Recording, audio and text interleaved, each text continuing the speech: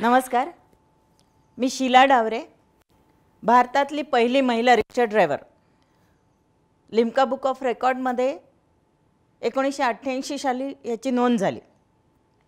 मित्रमैत्रिणींनो, मी आज तुमच्याशी गप्पा मारत असताना परत एकदा 30 वर्ष पाठीमागे जाऊन त्या आयुष्यात डोकावणार आहे. खरं म्हणजे जेव्हा मी रिक्षा चालवण्याचा निर्णय घेतला तो कसा घेतला आजही मला ऐकताना अंगावर शहारे येतात. माझी आवड होती सगळी वाहनं चालवण्याची, माझी आवड होती खूप फिरण्याची, भटकण्याची आणि वेगवेगळ्या गाड्या चालवण्याची. आणि त्याच काळामध्ये म्हणजे 30 वर्षाचा काळ तुम्ही जर का बघितलात तर माझं जे गाव आहे मूळ परभणी, मुळात हे गाव लहान होतं आणि त्यावेळेस प्रसार माध्यमं म्हणाल तर फक्त रेडिओ आणि पेपर एवढी दोनच माध्यमं होती. त्या काळात महिला फारशा कुठल्याच क्षेत्रामध्ये काम करत नव्हत्या. आणि अशा वेळेस मी एक नव्याने रिक्षा बजाजनी नव्याने प्रोडक्शन चालू केलं होतं आणि नव्याने रिक्षा मार्केटमध्ये येत होत्या आणि मला असं वाटलं की माझी आवड आहे म्हणून मी रिक्षा पण शिकले. पण जोपर्यंत बाकीच्या गाड्या चालवत होते तोपर्यंत मला काहीही रिस्ट्रिक्शन नव्हते. पण जेव्हा मी रिक्षा चालवण्याचा प्रयत्न केला तेव्हा एक मोठं वादळ आल्यासारखं आमच्या परभणी शहरामध्ये आलं आणि ते वादळ माझ्या घरापर्यंत येऊन पोचलं आणि घरामध्ये एक वेगळं वादळ चालू झालं. आणि तू हे काय करतेस, हे काय चालणार नाही असं म्हटलं. मी म्हटलं नाही नाही काय हरकत आहे, पण माझी जी आवड आहे, माझं जे हाऊस त्यातनं पूर्ण होणार आहे, त्यामुळे मी जर का चालवली रिक्षा तर काय हरकत आहे. ते म्हणाले नाही नाही असं काही करता येणार नाही. मी म्हटलं का नाही करता येणार, कारण तुम्ही मला प्रत्येक गोष्टीला नाही म्हणताय. असं काय माझं नशीब आहे की मी नाही करायचं. तेव्हा माझे वडील म्हणाले नशीब झोपलेलं असतं, त्याला लाथ मारून उठवावं लागतं. आणि ते वाक्य असं माझ्या डोक्यात फिट बसलं आणि मग म्हटलं की नाही आता नशिबाला शोधलं पाहिजे. लाथ मारणं सोपं आहे पण त्याला शोधून आता लाथ मारायची. असं म्हणून मी खूप अस्वस्थ झाले होते, खूप विषण्ण अवस्थेमध्ये होते. सायकल काढली, फिरण्याचं एकच जागा असायची, स्टेशन नाही तर एस टी स्टँड. स्टेशनवर जाऊन बसले. हृदयामध्ये खूप मोठं वादळ परत एकदा निर्माण झालं होतं. धाड धाड धाड धाड ठोके पडत होते आणि त्याच वेळेस समोरनं एक ट्रेन शिट्टी मारत आली, जणू काही ती मलाच आवाज देत होती की चल. आणि मग माझ्या डोक्यात एक अशी लख्ख ट्यूब पेटली की हा एक छान ऑप्शन आहे आणि आपण दुसऱ्या शहरामध्ये गेलो, मोठ्या शहरामध्ये गेलो तर कदाचित आपल्याला थोडासा विरोध कमी होईल. आणि म्हणून मग मी खिशात हात घातला. 12 रुपये होते. त्या 12 रुपयावर मी त्या ट्रेनमध्ये चढले. मस्तपैकी खिडकीची जागा पकडली. ट्रेनच्या सोबत झाडं वेगाने धावत होती, त्याबरोबर माझ्या स्वप्नातली रिक्षा पण वेगाने धावत होती. आणि कचकचून ब्रेक मारावा लागला जेव्हा टीसीने मला येऊन विचारलं की तिकीट. अरे बापरे, मोठं संकट आलं होतं. म्हटलं तिकीट नाही आहे. म्हणाले मग फाईन भरावं लागेल. म्हटलं हे 12 रुपये आहेत, एवढेच आहेत माझ्याकडे, हे पाहिजेत तर घ्या. त्या टीसीने म्हटलं असं काय 12 रुपये फाईन असतो का. मी म्हटलं मग पुढं काय कराल जर का नाही आहे तर. ते म्हणाले जेलमध्ये जावं लागेल. म्हटलं हा ऑप्शन छान आहे, जास्तीत जास्त किती दिवस आहे तेवढे दिवस टाकून द्या. आणि त्यांनी असं म्हटलं 7 दिवस. म्हटलं चालेल. असं म्हटल्यावर त्या टीसीने मला खालून वरपर्यंत पाहिलं, हे काहीतरी वेगळं मटेरियल दिसतंय म्हणून. आणि शेवटी मला त्यांनी ठीक आहे म्हणाले. रात्रभर त्यांच्या पाठीमागे या डब्यातून त्या डब्यात फिरवलं आणि सकाळी त्यांच्या लक्षात आलं की हे काही ऐकण्यातला प्रकार नाही आहे. म्हणून त्यांनी असं माझी एक समज घातली की बेटा समाज खूप वाईट आहे, ह्या सगळ्या गोष्टी करणं काही सोपं नाही आहे, पण तरीही आता परत गेटवर तुला दुसरा टीसी अडवेल, त्याच्या हातात पडू नये म्हणून मी तुला बाहेरपर्यंत काढून देतो. त्यांनी मला बाहेर काढून आणलं. तिथे मला काही थोडेफार पैसे पण दिले. आणि खरं सांगू मित्रांनो, मला तिथे एक माणूस भेटला, माणसातलं माणूस पण भेटलं. आणि मला तिथे हे लक्षात आलं की आता माणूस जोडण्याची गरज आहे. म्हणून मी चांगल्या माणसांचा संग्रह करायला चालू केलं. चांगली माणसं शोधायला चालू केली, जे मला माझ्या कामामध्ये सपोर्ट करतील अशा माणसांचा संग्रह, त्यांचा शोध करायला सुरुवात केली.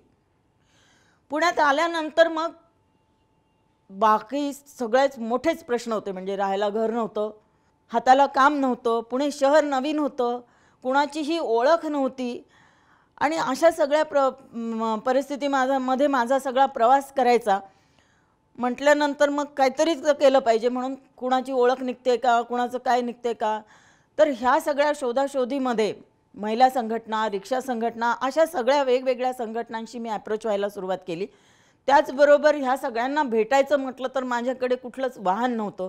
त्यामुळे माझ्या 2 पायाच्या टांगा आणि 7-7, 8-8, 10-10 किलोमीटरचा प्रवास मी पायी करत असत. आणि ह्या सगळ्यामधनं मग परत मी फावल्या वेळामध्ये गॅरेजवर बसणं, फावल्या वेळामध्ये कुणाची तरी थोडा वेळापुरती रिक्षा चालवणं, भाड्याने रिक्षा घेणं, हे सगळे सोर्सेस मी शोधत होते. आणि ह्या सगळ्या शोधातनं कुठेतरी असं लक्षात आलं की आता मला माझी स्वतःची रिक्षा घ्यायची आहे. त्याच्यासाठी प्रयत्न करत होते. आणि ह्याच्यामधनं मला प्रचंड मोठा काय म्हणता येईल त्याला, उपहासाला, तिरस्काराला, अपमानाला सामोरं जावं लागलं. वेळोवेळी म्हणजे कोणी वेड्यात काढायचे, म्हणायचे हे असं काय कोणी केलं का, कोणी म्हणायचे पागल वगैरे लडकी, कोणी म्हणायचं हे असं काही नाही, हो बाजूला, रिक्षापेक्षा परमिट इथं काय आम्ही एवढी मोठी गाडी तुझ्या ताब्यात द्यायची का. म्हणजे अशा पद्धतीचं खूप वेगवेगळे अपमान पचवले आणि ठरवलं की आता माझी रिक्षा घ्यायची आहे. आणि परमिट घेण्यासाठी म्हणून मी RTOकडे अर्ज करत होते. RTOमधनं पण मला तशाच पद्धतीची वागणूक मिळाली.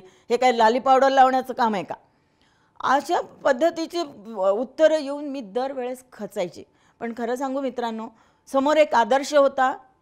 आपल्या सावित्रीबाई फुलेंनी एवढे खस्ता खाल्ल्या, दगड खाल्ली, माती खाल्ले, त्याच्यातला एक खारीचा वाटा आपण उचलायला हरकत नाही. तो एक स्पिरिट पाहिजे असतं.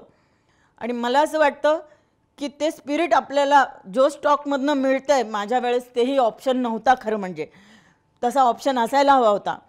आणि मी ते कुठलं तरी एक आदर्श डोळ्यासमोर ठेवून मी मला स्वतःला उभारी देत होते, माझं मनोबल वाढवत होते. आणि मग शेवटी परमिट काही मिळेना. मग शेवटी परिवहन मंत्र्यांपर्यंत जावं लागलं. आणि तिथे जाऊन असं म्हटलं की अर्ज दिला आणि म्हटलं हे मला ह्याचं परमिट हवं आहे, हे द्या, नाहीतर मी आज इथून हलणार नाही. त्यावेळेस त्या परिवहन मंत्रींनी माझ्या अर्जावर काहीतरी लिहिलं आणि PAकडे दिलं आणि मला सांगितलं जा तुम्ही, होईल काम. पण तरीही मला विश्वास वाटत नव्हता की कसं काय होईल. मला त्याची पोच पण नाही, किमान मला त्याची पोच तरी द्या. पण शेवटी मी लिटरली त्यांच्याशी भांडत होते की पोच द्या, मला कधी मिळेल ते सांगा. शेवटी त्या PAने मला हाताला धरून बाहेर काढलं आणि सांगितलं बेटा काम होईल, साहेबांनी सांगितलं तू आता जा. आणि मग मी परत आले. तरीही विश्वास वाटत नव्हता, काय होईल माहिती नाही. मी माझ्या कामाला लागले. पण 8-10 दिवसामध्ये मग शेवटी मला ते परमिट मिळालं. त्यानंतर परत बँकांशी लढा करावा लागला. बँकाही लोन देत नव्हत्या, रिक्षाही मिळत नव्हती. हा सगळा प्रवास करत शेवटी माझ्या हातात जेव्हा रिक्षा आली, तो क्षण खूप आनंदाचा होता, खूप मौल्यवान होता. आजही मला तो क्षण आठवला की मी खूप आनंदित होते. आणि मग मी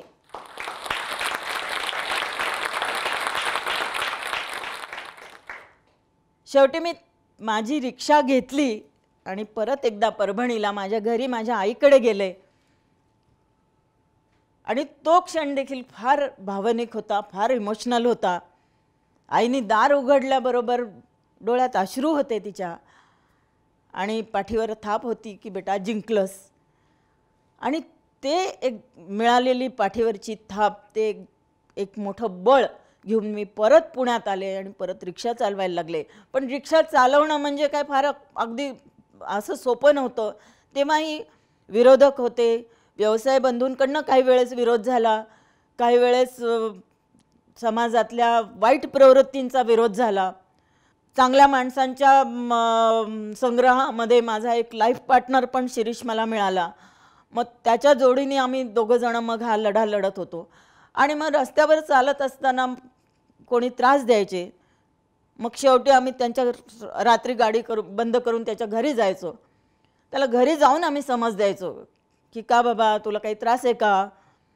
म्हणजे शिरीषचं असं एक अलिखित नेटवर्क होतं की त्याला माहिती असायचं की कोणती गाडी कुठल्या एरियामध्ये आहे, कुठल्या मित्रांच्या माध्यमातून ते सगळं समजायचं. आणि मग आम्ही रात्री तिथे जायचो आणि त्याला समज द्यायचो की का तुला काही त्रास आहे का, तू का असा त्रास देतो.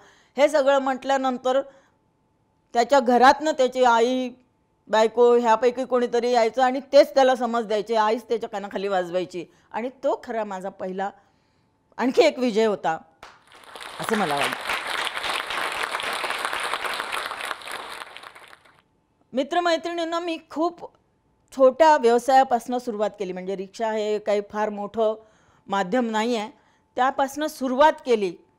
पण पुढे मी माझ्या शाळेचं कामकाज केलं. शाळेसाठी बसेस घेतल्या. बसेस घेऊन मी महाराष्ट्रभर फिरले. त्यानंतर मी परत माझी स्वतःची टुरिझम कंपनी काढली आणि मी भारतभर, भारताच्या बाहेर, एशिया कव्हर करतोय आत्ता आपण. म्हणजे हे सगळं आपण आज पादाक्रांत केले. अजून 4 खंड बाकी आहेत, तेही करायचे आहेत. पण छोटं उद्दिष्ट, छोट्यापासून सुरुवात करून आज मी मोठ्या ट्रॅव्हल कंपनीपर्यंत जाऊन पोचले आहे. माझा 3 चाकाचा प्रवास रिक्षावरचा हा आज विमानाच्या 3 चाकापासून पर्यंत जाऊन पोचला आहे. पण तरीही आज मी विमानातनं खाली उतरले तर एअरपोर्टवर माझी स्वतःची रिक्षा असते आणि ती रिक्षा घेऊन मी माझ्या घरी परत जाते. आणि आजही मी माझे पाय ह्या माध्यमातून जमिनीवर ठेवून आहे असं म्हणायला काही हरकत नाही आहे. या सगळ्यामधनं मला असं वाटतं की ज्याप्रमाणे सावित्रीबाई फुलेंनी आपल्याला एक रस्ता करून दिला, शिक्षणाचं माध्यम करून दिलं आणि त्यामुळे खरं आज आपण इथं आहोत, त्याच पद्धतीने मी आज माझ्या त्याच्यातला छोटा खारीचा वाटा उचलला आणि महिलांच्यासाठी एक नवीन रस्ता, नवीन दालन, नवीन क्षेत्र एंटर करण्यासाठी खुलं केलं. ह्याचा मला खरंच अभिमान आहे. आणि त्याचं श्रेय म्हणून आज आपलं गव्हर्नमेंट महिलांसाठी 15% परमिट रिझर्व म्हणून ठेवलेले आहेत. आणि हे या माझ्या संघर्षाचं खरं श्रेय आहे असं मला वाटतं. जेव्हा जेव्हा मी फ्रस्ट्रेट व्हायची तेव्हा तेव्हा माझ्या आदर्शामध्ये मी एक नाचे मयुरी पिक्चर पाहिला होता सुधाचंद्रनचा आणि तो देखील मला खूप स्पिरिट देऊन जायचा की बसलीस काय, उठ. जिथे त्यांना पाय नाही आहेत तरीही त्यांनी सगळं जग जिंकलं. तुझ्याकडे सगळं आहे, मग का नाही तू जाऊ शकत. आमच्याकडे एक ब्लाइंड कपल होतं, मला त्यांची ओळख करून दिली गेली आणि त्यांनी माझी रिक्षा चालवणारी ही मुलगी आहे म्हणून ओळख करून दिली. त्यांनी माझं नाव लगेच सांगितलं, शीला डावरे. मी म्हटलं अरे कसं काय तुम्हाला माझं नाव माहिती. ते म्हणाले नाही आम्ही ऐकलं होतं. केव्हा तरी कुठेतरी माझं नाव ऐकलेलं एक छोटीशी लाईन त्यांची ती लक्षात होती आणि मग मला उत्सुकता तुम्ही काय करताय. तर ते म्हणाले आम्ही PhD करतोय. मी खरंच शहारले की अरे जिथे डोळ्यांचीच उपयोग आहे तिथे ती लोक PhD करतायत, मग माझ्याकडे सगळी साधनं आहेत, मी हे सगळं नक्की करू शकते. ह्या सगळ्यामधनं मी माझं मनोबल वाढवत होते आणि खरंच व्हेरी थँक्स टू जोश टॉक शो, कारण त्यांनी आजच्या नवीन पिढीपुढे हा एक मोठा काय म्हणता येईल एक्सपोजर तुम्हाला दिलेलं आहे की जेव्हा जेव्हा तुम्ही खचाल तेव्हा तेव्हा मला असं वाटतं यांच्या वेगवेगळ्या व्हिडिओमध्ये तुम्हाला तुमचं सोल्युशन मिळेल. मी एवढं सांगीन. दुसरं ह्याबरोबर सांगेल तुमचं छोटं काम सुरुवात करा पण ध्येय मात्र मोठं ठेवा. एवढंच मी तुम्हाला सांगू शकते. खूप खूप धन्यवाद. थँक्यू. हा व्हिडिओ आपल्याला कसा वाटला हे आम्हाला कमेंट सेक्शनमध्ये कळवा आणि आपल्या मित्रांसोबत शेअर करायला विसरू नका.